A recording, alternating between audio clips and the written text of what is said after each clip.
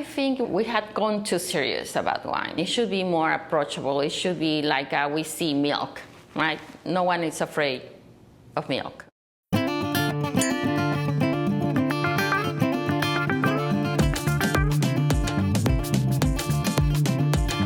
I'm in downtown Napa, where we don't do too many interviews very often, but it's good to be here today. I am here with Gloria Bazan, and Gloria is the owner of Bazan Cellars. How are you? I'm doing very well, Ray. Thank you for having me in Life Between the Vines. Thank you very much. This is a cute little tasting room right on the Napa River. This has got to be a really great spot because of foot traffic, let alone people who come to visit the town of Napa.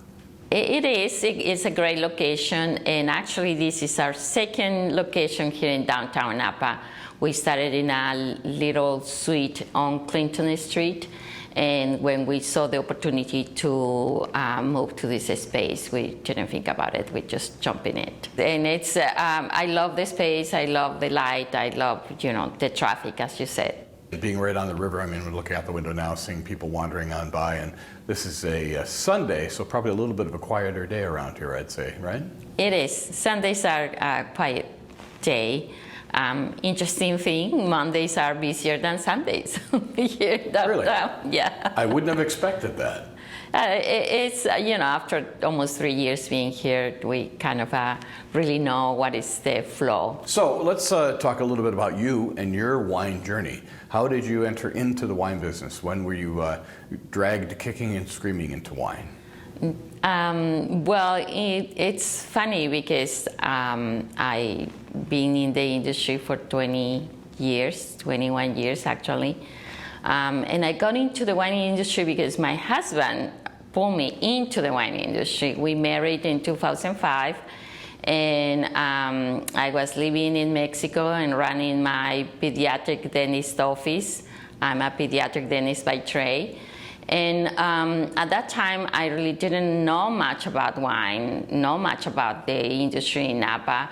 However, my husband, Mario, he's been in the industry for 50 years in the vineyard side of the industry. So when we met, that by the way, we met through the internet, early online dating. Oh, really? Yeah. When we met, he mentioned, when we were dating, that he wanted to start his own brand. And to me, at that moment, I thought, well, with all the experience he has in the vineyards, it's like a natural progress for him to want to have his own label to make his own wine. So when we married, basically he was ready to do that, and I support him, and I just became the person who runs the business.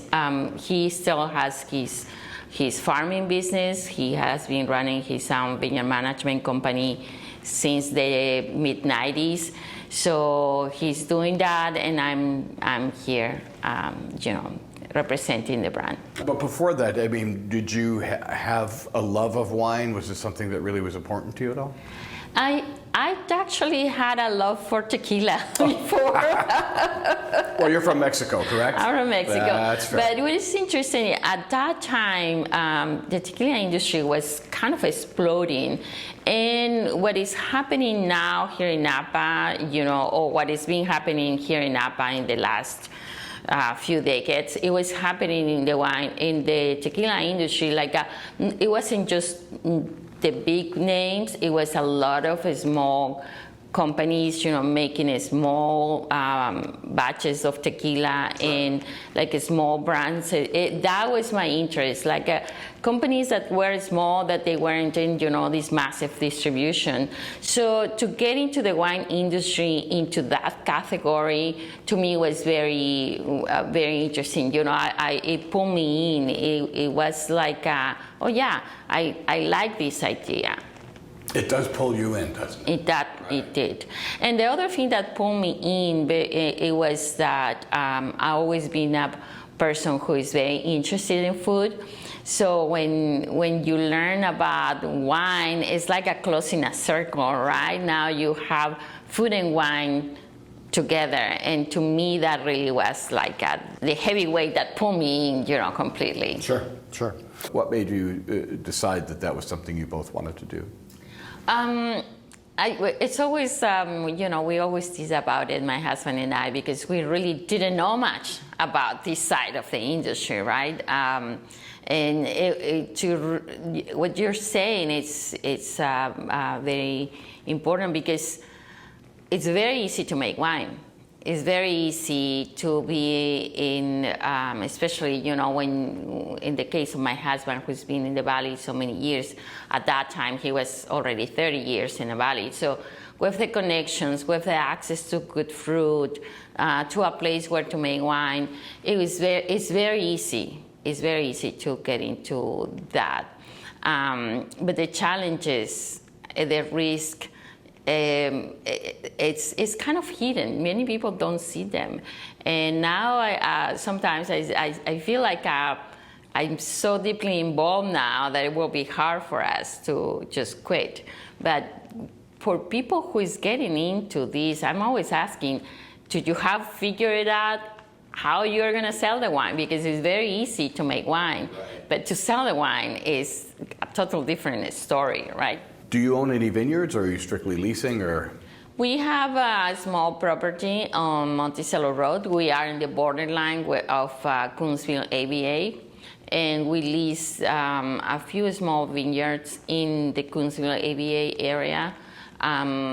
So the most of our fruit is from the south part of the valley, and since the very beginning it's been like that. And altogether, probably we have around 6 to 8 acres that we manage for our brand.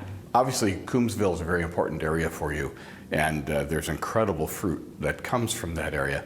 So, in your mind, what makes Coombsville wine special? To me, I think it's that microclimate that we have there. It comes. It's not the coolest part of the valley, but it's one probably, after Carneros, is one of the coolest areas to grow grapes here in the valley. And having that influence from the ocean, in the late afternoon and early morning with the fog and the breeze and the warm days, I think it's very, very important. And you develop those grapes.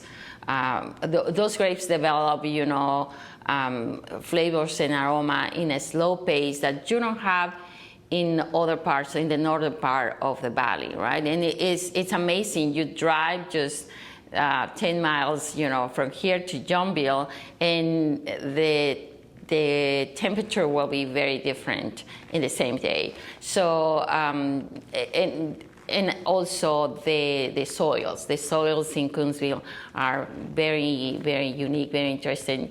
And I think that is what makes Coombsville AVA so unique to grow grapes. So specifically, what wines are you making? I'm assuming Cabernet Sauvignon. Cabernet Sauvignon is, we always said we are a Cabernet house. We started making Cabernet Sauvignon back in 2005.